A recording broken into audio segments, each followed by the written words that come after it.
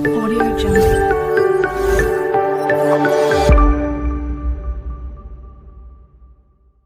Hello बच्चों, welcome back. तो आज जो है हम लोग देखने वाले हैं किसके बारे में, तो आज हम देखेंगे किसके बारे में, क्रोमोसोम्स के बारे में। ठीक है, कि क्रोमोसोम आखिर होता क्या है, फिर हम उसका स्ट्रक्चर के बारे में देखेंगे कि आखिर क्रोमोसोम्स का कैसा स्ट्रक्चर होता है। तो देखो हमारा क्या है क्रोमोसोम, और इसके बारे में सबसे पहला पॉइंट जो है क्या लिखा गया है, देखो बोल रहा है कि it is the thread like structure found in the nucleus of the cell.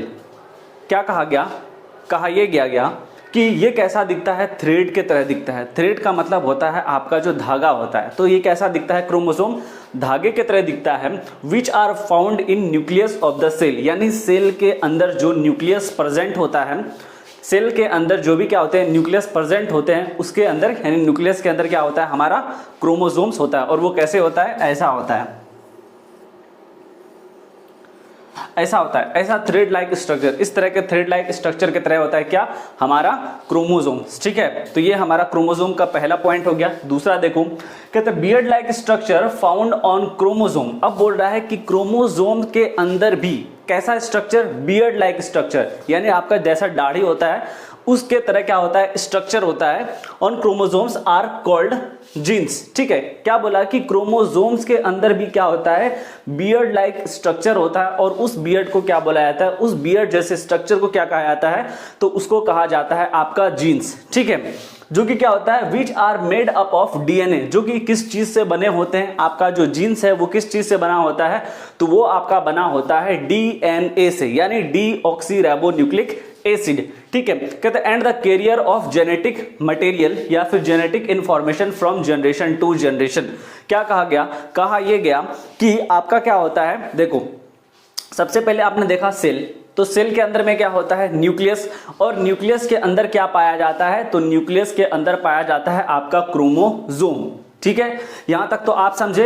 अब फिर क्या बोला कि क्रोमोसोम्स के अंदर भी कैसा होता है, किसके तरह स्ट्रक्चर, बियर्ड के तरह कैसा होता है, इसका स्ट्रक्चर होता है, जिसको कि हम लोग जीन्स कहते हैं। ठीक है, पहनने वाला जीन्स नहीं है ये। ठीक है, तो ये इसको कहते हैं जीन्स कहते हैं, जो कि क्या करता है, कैरी करता है किसको, इंफॉर्मेशन को, यानी जेनेटिक इंफॉर्मेशन को कैरी करता है। कहां से, एक जनरेशन से ले जाके दूसरे जनरेशन तक। जैसे कि आपका और आपके माता पिता का जो भी क्या होगा, कैरेक्टरिस्टिक्स होगा, यानी आपके माता पिता का जो भी क्या होगा, जैसे आपके कलर हो गए, स्किन कलर हो गया, आपके आंखों का कलर हो गया, आपके हेयर का कलर हो गया, तो ये सारे चीज क्या है, तो ये सारे चीज क्या है, कैरेक्टरिस्टिक्स है, जो कि क्या करती है, जीन कैरी करती है एक जनरेशन से दूसरे जनरेशन में। ठीक है, और या फिर जेनेटिक इंफॉर्मेशन, जो भी आपके पापा का जो जेनेटिक इंफॉर्मेशन है, यानी कोई खास तरह का खूबी, ठीक है, तो वो क्या करता है, कैरी करता है। ठीक है, genes chromosomes are joint unit of inheritance. और क्या कहा गया कि हमारा क्रोमोसोम्स क्या है, वो क्या है, यूनिट है किसका, इनहेरिटेंस का। इनहेरिटेंस का मतलब होता है जो आपको पूर्वज से मिला है, पूर्वज यानी आपके दादा दादी जिनसे भी आपको मिला, तो आपके पूर्वजों से, तो पूरे यूनिट क्या है, तो जीन्स आपका क्या है, एक यूनिट है। किस चीज का, इनहेरिटेंस का क्या है, एक यूनिट है। तो इतनी सी बात समझ में आई आपको।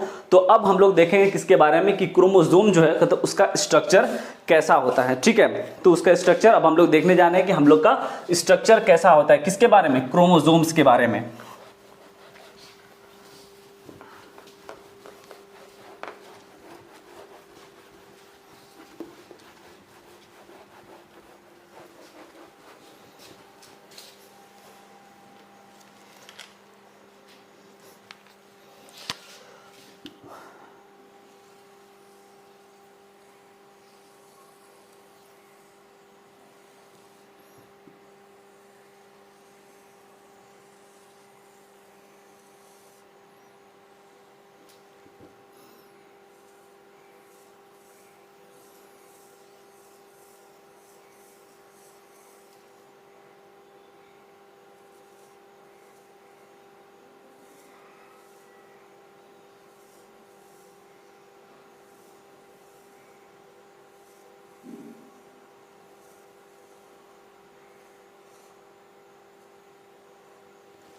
ठीक है, तो आपका जो है इस तरह का क्या होता है, क्रोमोसोम जो है वो दिखता है। तो अब हम लोग इसका क्या कर लेते हैं, नामकरण कर लेते हैं। तो किसको क्या कहा जाता है, तो ये आपका जो मटेरियल, ये जो आपका जो फिंगर दिख रहा है ये वाला, तो इसको कहा जाता है क्या, arms of chromosomes. Arms of chromosomes.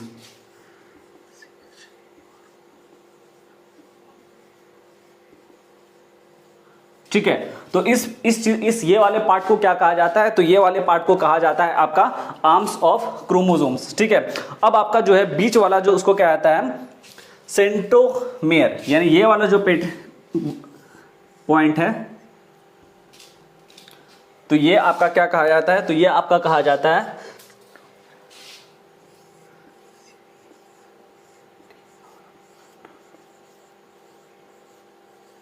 ठीक है। तो आपका ये वाला जो पोर्शन है, ये वाला, ये दोनों जो पोर्शन है, इसको कहा जाता है क्या, आर्म्स ऑफ क्रोमोसोम, यानी हैंड की तरह दिख रहा है ना, तो इसको क्या कहा जाता है, आर्म्स ऑफ क्रोमोसोम्स कहा जाता है। ठीक है, अब जो आपको जो रिंग स्पाइरल शेप का जो दिख रहा है, इस ये वाला पोर्शन, तो ये वाले पोर्शन को कहा जाता है आपका क्या, जी, ये आपके पोर्शन को कहा जाता है क्या, जी क्यू आर्म, क्यू। ठीक है, तो इसको क्या कहा जाता है, तो इसको कहा जाता है क्यू आर्म्स। और आपका ये वाला जो थ्रेड लाइक स्ट्रक्चर है, तो इस स्ट्रक्चर को कहा जाता है क्या, तो इस स्ट्रक्चर को आपका कहा जाता है क्या, डीएनए। ठीक है, तो इसको क्या कहा जाता है, डीएनए। तो देखो अब क्या है हमारा सेल ऑर्गेनल्स के बारे में, यानी कि सेल ऑर्गेनल्स क्या होते हैं। जैसे कि मैंने आपको, जब हम क्या कर रहे थे, शुरू किया था मैंने ये क्लास लेक्चर, तो जब मैंने आपको बता दिया था पहले ही कि हम लोग क्या पढ़ने वाले हैं, सेल को डिटेल में पढ़ने वाले हैं कि आखिर सेल के अंदर जो है वो क्या क्या चीज़ होते हैं। तो सेल के अंदर क्या होते हैं, सेल ऑर्गेनल्स होते हैं, जो मैंने आपको बताया था, जो आज हम लोग का पढ़ने वाले हैं हम लोग यही चीज़। ठीक है, तो देखो सेल ऑर्गेनल्स क्या होता है, सेल के अंदर क्या होते हैं, बहुत सारे छोटे छोटे क्या होते हैं, और भी क्या होते हैं, ऑर्गेनल्स होते हैं, जिनको सेल ऑर्गेनल्स कहा जाता है। जैसे गोल्जी एपरेटस हो गया, लाइसोसोम हो गया, वैक्यूल हो गया, तो उन लोगों के बारे में हम क्या करेंगे, एक एक करके पढ़ेंगे। तो सबसे पहले हम सेल ऑर्गेनल्स को समझ लेते हैं, उसके बाद हम उस पार्ट को समझेंगे। देखो हमारा सेल ऑर्गेनल्स क्या है, सेल ऑर्गेनल्स, तो सेल ऑर्गेनल्स का डेफिनेशन होता है ये, देखो कहते a cell perform different function with the, देखो क्या बोला, जो सेल है हमारा वो क्या करता है, परफॉर्म करता है बहुत सारा फंक्शन। ठीक है, with the help of various small highly specialised structure called organelles present in the cytoplasm and some of these are given below, यानी उनमें से किस जो है नीचे दिया गया है, तो हम लोग एक एक करके पढ़ेंगे। क्या कहा गया कि सेल जो है क्या करता है, परफॉर्म करता है डिफरेंट फंक्शन, यानी अलग अलग तरह का काम क्या करता है हमारा सेल जो है वो परफॉर्म करता है। तो परफॉर्म करता है विद द हेल्प ऑफ किसके मदद से, तो सेल ऑर्गेनल्स के मदद से क्या करता है हमारा सेल जो है डिफरेंट फंक्शन परफॉर्म करता है। और वो सेल ऑर्गेनल्स क्या होता है, स्मॉल होता है और हाईली स्पेशलाइज्ड होते हैं। ठीक है, जिनके मदद से सेल जो है हमारा डिफरेंट अलग अलग तरह का क्या करता है, काम करता है। जैसे प्रोटीन सिंथेसाइज हो गया, तो ये सारा काम है किसका, सेल ऑर्गेनल्स का, जो कि क्या आता है, सेल जो हम लोग करता है, सेल हमारा काम करता है किसका मदद लेके, सेल ऑर्गेनल्स का मदद लेके। ठीक है, तो देखो हम लोग का सबसे पहला जो है हम लोग देखने वाले हैं क्या, वैक्यूल के बारे में, कि आखिर वैक्यूल जो है वो क्या होता है। देखो वैक्यूल के बारे में क्या दिया गया है, तो वैक्यूल के बारे में दिया गया है कि these are sac like structure containing a solution of minerals. देखो क्या कहा गया कि ये वैक्यूल क्या होता है हमारा, वैक्यूल होता है these are sac like structure, यानी कैसा होता है, थैली के तरह होता है। कैसा होता है, थैली के तरह होता है। उसका स्ट्रक्चर कैसा, उसका ढांचा कैसा होता है, उसका संरचना कैसा होता है, तो उसका संरचना होता है एक थैली के तरह होता है। ठीक है, जो कि क्या कंटेन करता है, तो कंटेन हमारा करता है सॉल्यूशन, किस चीज़ का सॉल्यूशन, सॉल्यूशन ऑफ मिनरल्स का करता है सॉल्यूशन, साल्ट का करता है और शुगर का करता है, जिसको दैट इज जो क्या कहा जाता है उसको सेल सैप। अगर ये जो वर्ड है सेल सैप में भी आपको समझ में ना आए, ये वाला जो आपका जो वर्ड है, ठीक है, ये वाला वर्ड सेल सैप, तो सेल सैप का मतलब होता है जो आपका प्लांट का जो रस होता है उसको कहा जाता है। ठीक है, तो प्लांट का जो रस है वो किन किन चीज़ों से मिलकर बना होता है, तो वो आपका बना होता है मिनरल्स से, साल्ट से और शुगर से, इन सारी चीज़ से मिलकर बना होता है क्या, आपका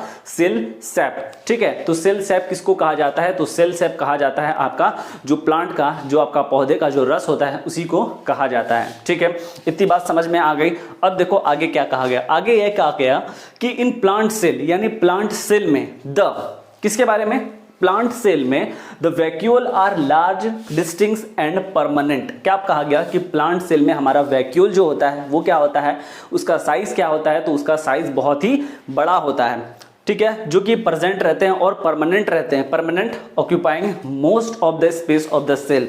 ऑफ द सेल क्या कहा गया कि हमारा प्लांट सेल में जो भी वैक्यूल रहता है वो क्या होता है, टेम्पोरी नहीं होता है, यानी लाइफ के कुछ यानी दिनों के लिए वो नहीं रहता, वो कैसा रहता है, तो वो परमानेंट रहता है। यानी प्लांट में, प्लांट सेल में हमारा जो वैक्यूल रहता है वो क्या होता है, पूरी तरह से क्या होता है, परमानेंट रहता है, टेम्पोरी नहीं रहता है।